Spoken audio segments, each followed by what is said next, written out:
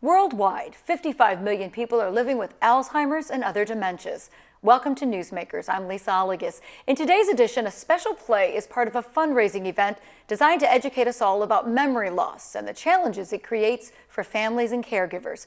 The play is called Breadcrumbs, and it will serve as a fundraiser for Joplin Little Theater and Joplin Area Agency on Aging.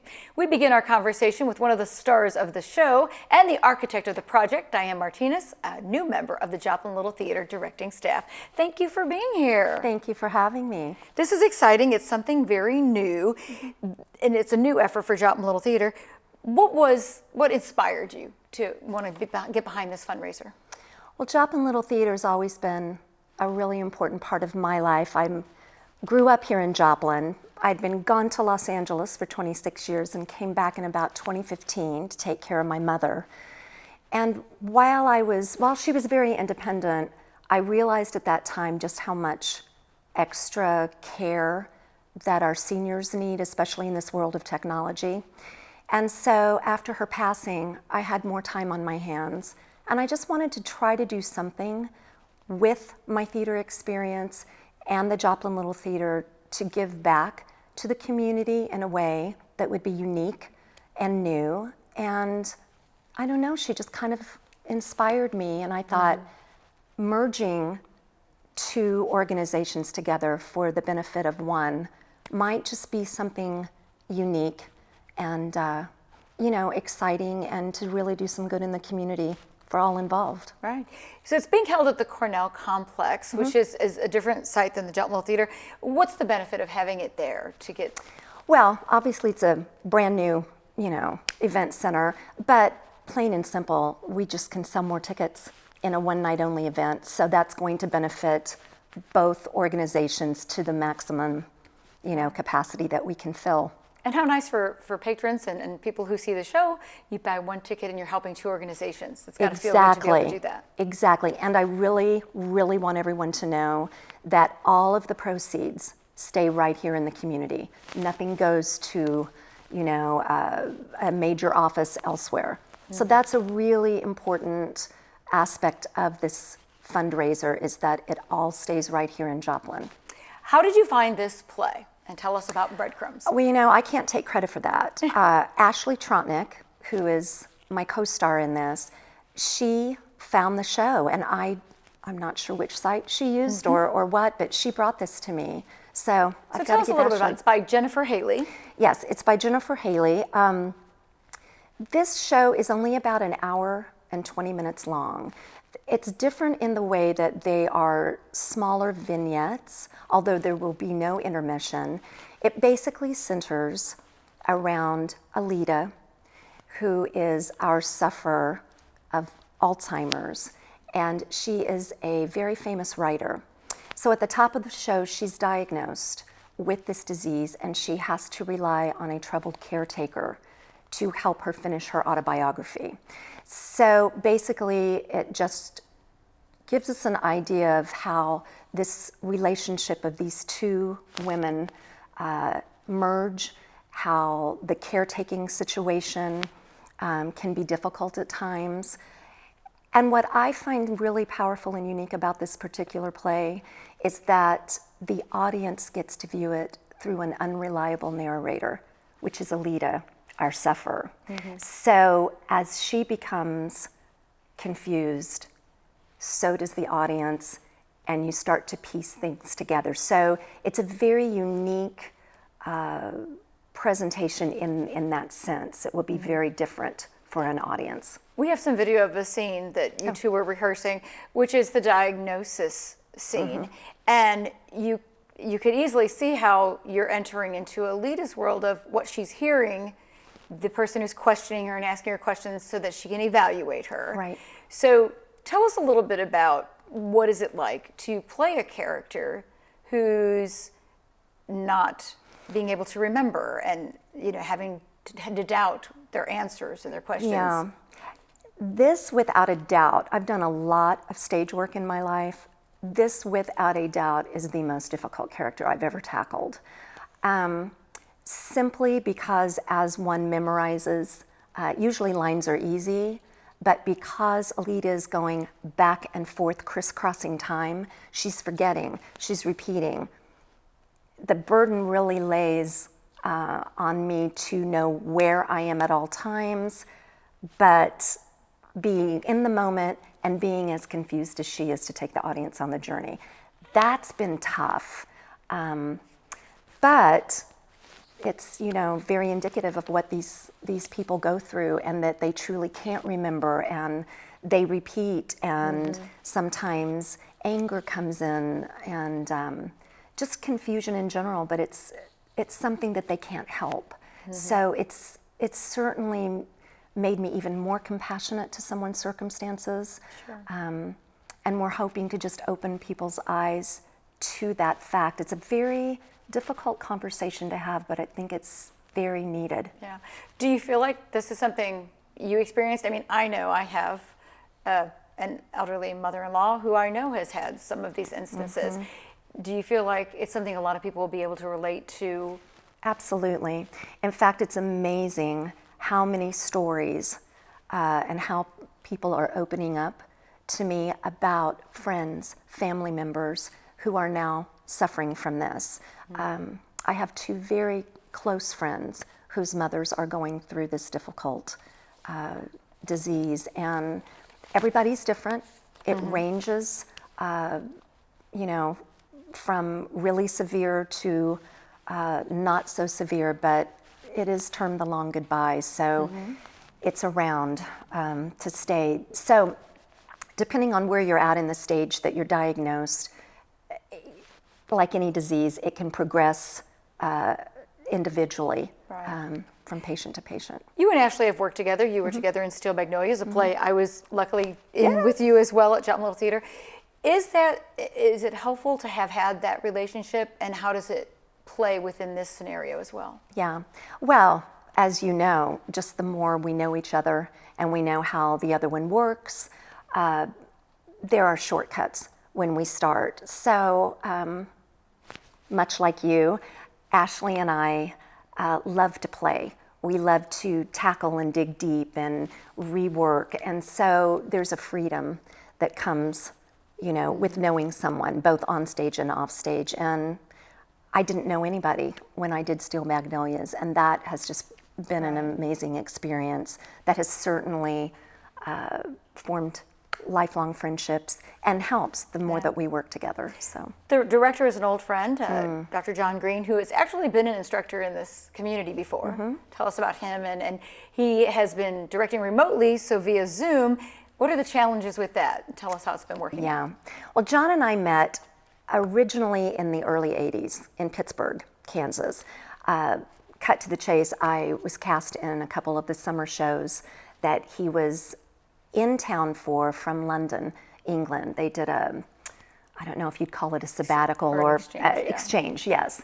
And that's how we first came to know each other. And then he just became a lifelong friend and mentor for me.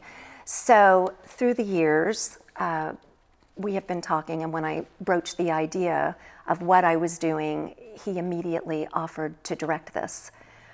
And he's an award-winning international professional theater director, and I of course jumped at this generous offer to bring him to Joplin.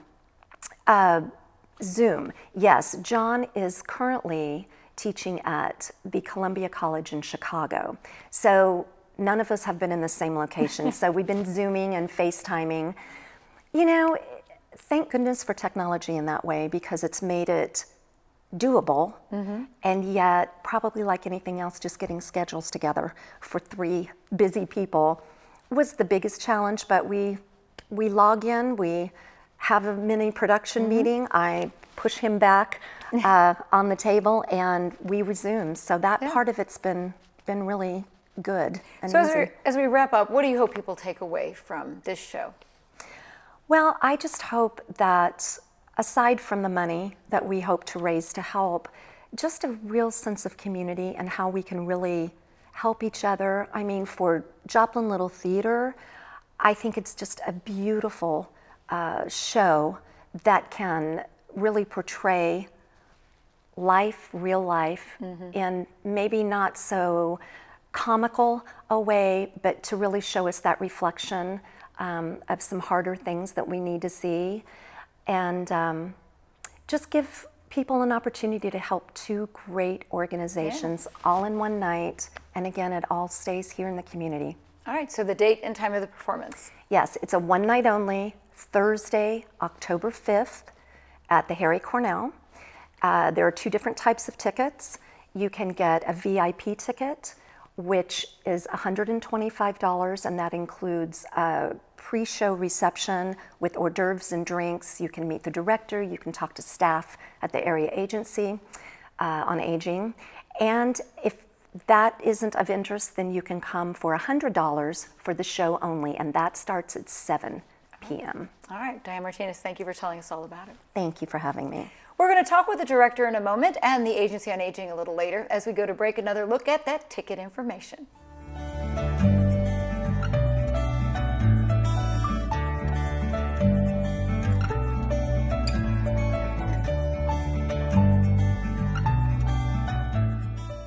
First, I will recite 10 different words to you. Try to remember those because I'm going to ask you about them later. Okay? Squirrel, squirrel, squirrel, squirrel, squirrel. Do you remember what some of them were? Squirrel. And Squirrel. that's one of them. Do you remember the others? Welcome back to Newsmakers. You just viewed a scene from the play Breadcrumbs, which will be performed in a one-night-only fundraising event at the Harry M. Cornell Arts and Entertainment Complex. The benefit for Joplin Little Theater and the Area Agency on Aging is being directed by Dr. John Green, an internationally acclaimed theater director who, as mentioned earlier, taught a number of years ago in Pittsburgh, Kansas, and joins us now via Zoom. Welcome, John Green. How are you? Very good, Lisa. Great to see you again. Thanks for having me. Yes. Well, this play deals with an issue that is common to many families, that they can all relate to this issue. Tell us what it is about this play that makes it a good vehicle for this message. Well, I think firstly, the playwright has been very careful not to make this a case study. So it is a dramatic realization. And what she principally focuses on is the idea of memory about the protagonist, the person we focus on partly, which is Diane's character. Right at the beginning of the play is informed she has dementia. There are no more specifics than that, except that she is told her short-term memory will evaporate over time, but a long-term memory will come into sharp focus. And that's what happens in the play. We begin to go back in time with her character. And then the play, using dementia as a basis, starts to become something of a detective piece about what is she remembering about her past, and particularly what is she remembering about her relationship with her mother. And that becomes a crucial part of the play. Together, so partly we're in the present, partly we're in the past with her all the time. She is often confused about the present. She is never confused about the past. Which is amazing. And when you interesting. deal with someone who's elderly, it's quite frequent that they remember the past with such clarity, but can't Yeah, remember what they ate yesterday or even right. ate for breakfast, kind of thing. And that's exactly what happens through the play. So certainly people can relate to that. Yeah. We talked with Diane about you're directing via Zoom. And so it's not the best situation for directing, but why did you want to be part of this production? Well, this is interesting because Diane and I have worked together for nearly 30 years when I first came to Pittsburgh, Kansas. And we've kept in contact pretty much yearly, and I've often said, well, wouldn't it be great to work together? Yeah. And so this new year, we were having, our annual check-in. And Diane started to talk to me about Breadcrumbs and what she was thinking of doing with it, etc. And I said, oh, that sounds interesting. And she said, oh, I'll send you a copy of the script. And we kind of left it there. And then I read the script and I thought, this is a really interesting piece and quite different to work I've been doing for the past few years. And so we talked and I said, look, for once in our lives, I have time in my schedule that I could be involved in this if it would be of help just to talk through ideas. And that kind of mutated into, okay, do you want to direct this? And I said, yeah, I'd be pleased to. So tell us about that work process. I mean, what do you do when you're talking to the actors? How do you try to get stuff out of them? Even, I mean, it's still your direction via Zoom. It's still directing, Yeah. as you know, and any of the viewers know who are involved in theatre. What we've done is we set up the camera like we have now. We use Diane's kitchen, and very quickly with she and Ashley, we've got it on its feet. So they are, and most of the action takes place around the kitchen table. Okay. So we've moved into that, and then with Alex, who is our fantastic technical director and is doing a lot of image work for us, a lot of computer work, and Jesse, our great lighting designer. We're starting to put the piece together, but it's up on its feet. We're trying out ideas, and we'll get it to a point where when I'll come to Joplin on September 28th, and then we'll have just a week to really start putting the fine detail together. Well, one final question here. Memory loss often leads to confusion. How does this play give the audience a taste of that? Because I know they kind of get immersed in that as well. The audience is placed halfway through the play in a state of confusion because the action goes backwards and forwards, not only in time, but the two actors, Ashley and Diane, play two roles apiece. And so they're cutting between Diane's adult character and her caregiver. Her caregiver, played by Ashley, becomes her mother in scenes, and Diane becomes the young girl, the child, right? So the audience is thrown into these scenes that cut backwards and forwards in time, backwards and forwards in character, and has to figure out, okay, where are we now? Where are we now? So they enter Diane, the character Diane plays, who has dementia, they enter that state for a brief periods, so they can sense that, which I think is one of the great interesting challenges for the actors, and I hope will be exciting for the audience. Excellent. Well, it should be an exciting production. We look forward to seeing you and your return to the 4-state area and the show Breadcrumbs. Thank you, John Green. Looking forward to being with you. Thanks very much, Lisa. See you soon. See you soon. When we come back, we will talk to the executive director of the Area Agency on Aging about services that can help those with memory loss, as well as their caregivers. The Agency on Aging operates multiple senior centers. As we go to break, we hear from seniors themselves about staying vibrant through socialization at the centers. The Joplin Senior Center in Mercy Park is more than just a place to have lunch. Here, seniors can find friendship and lots of activities, such as pool. Well, we have fun. We have a good time. For Daryl Klaus and Peggy Slankert, who play pool almost daily, and others like Marilyn Akers, who loves puzzles, the social programs at the center are a way to keep both their bodies and minds active and to help keep memory loss at bay. I think so. That's why one of the reasons I'm doing it, I think. That's so I don't get really bad, so it's good. It keeps you from getting stiff and old. Keeps you young. Sitting home by yourself, you lose the ability to communicate. Sitting at home, I believe this interaction's always, there's a lot of dementia. I believe that's camaraderie that makes it the better for people's minds. And, they work their minds with this, with pool. Even pool's a mind game. Socialization continues with a balanced lunch that can also be key to staying healthy and alert. We don't know the last name, but we do know first names. And I think that helps to keep that in your mind. You know, you think, oh, I know that person, you know, you think of the name, and that's a good thing. Welcome back to Newsmakers, where we look at life with memory loss and a play that will serve to raise awareness and raise funds for two local charities, Joplin Little Theater and the Area Agency on Aging. Joining our conversation now is Jennifer Shotwell, the Executive Director of the Area Agency on Aging, Region 10. Jennifer, thank you for joining us. I appreciate being here. Thank you very much. Well, let's talk about memory loss in our community. It is something that impacts a large percentage of the population, is it? It does.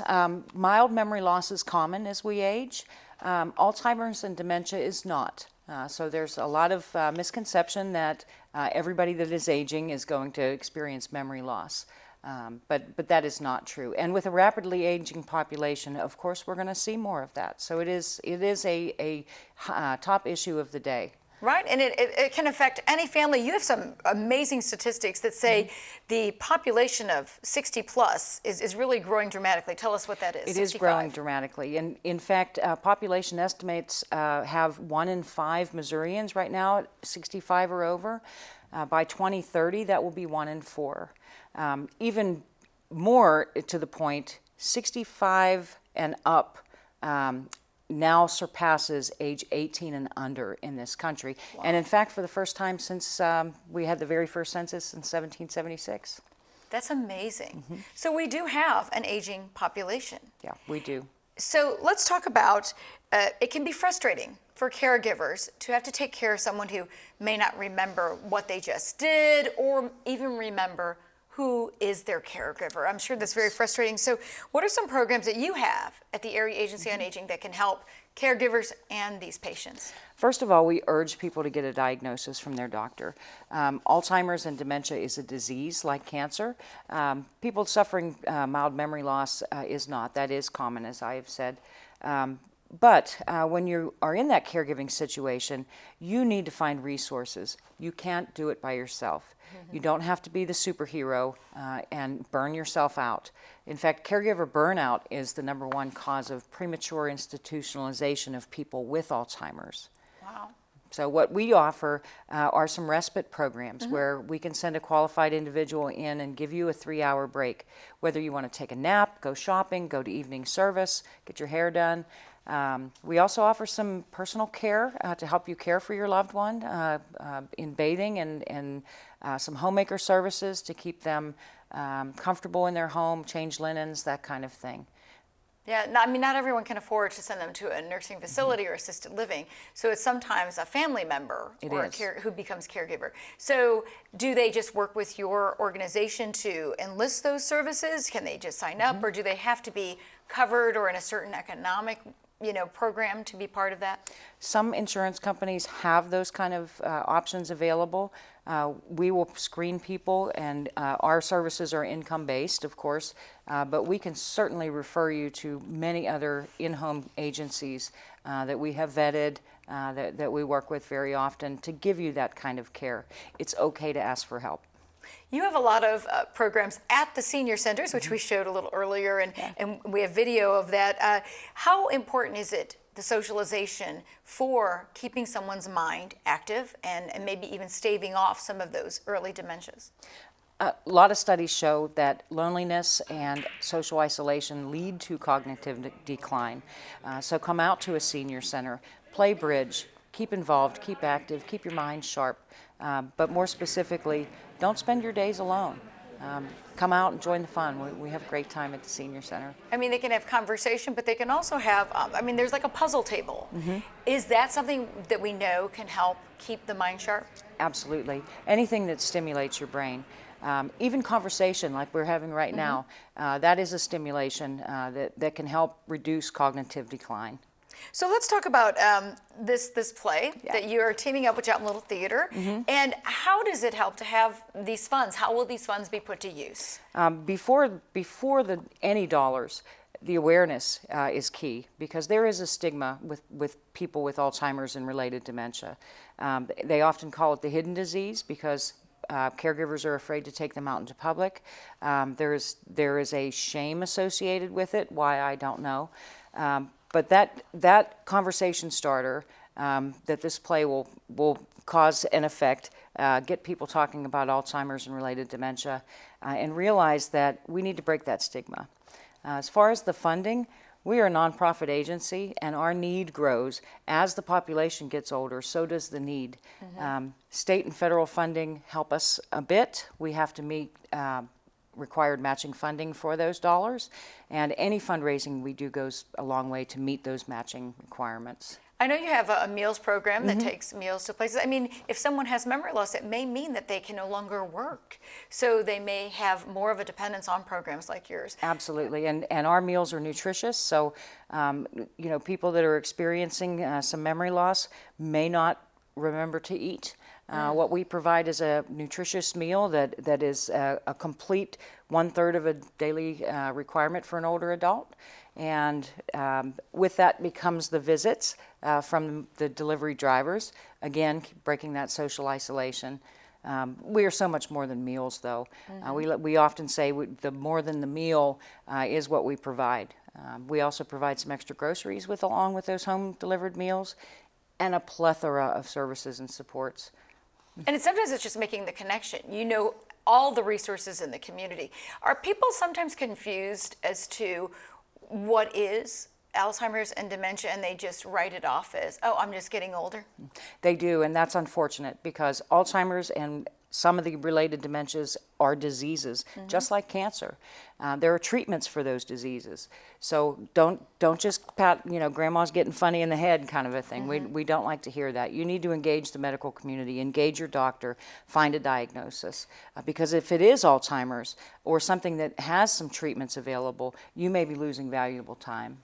Because you're saying those treatments, if you engage at a certain time, they can be helpful, but if you wait too long, it may be too late? It may be too late. Wow. So remind us again of the show time and date, and you know how it's going to be helping you. This Breadcrumbs, October 5th at 7 o'clock. The pre-party is at 6. There are 2 levels of tickets available. People can go to our website, aaaregionx.org. Right on the homepage, you can get your tickets. And if you see a poster like one of these, you Yes. have these going up around town. They have a QR code. They do. So those who have a cell phone can order their tickets that way.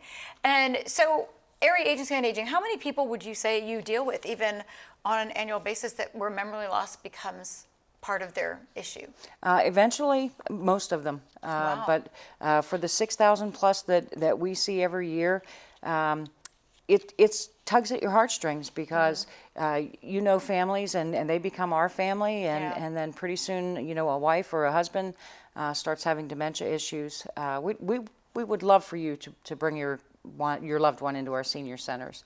Yeah. Keep them out, keep them active. All right. Jennifer Shotwell, thank you very Thank much you. for being here and telling us all about it. Appreciate that. That wraps up this edition of Newsmakers. You can get your tickets to Breadcrumbs, the play which is a dual fundraiser for Joplin Little Theater and the Area Agency on Aging. Thanks to all our guests for sharing information about the topic of memory loss, and thank you for watching.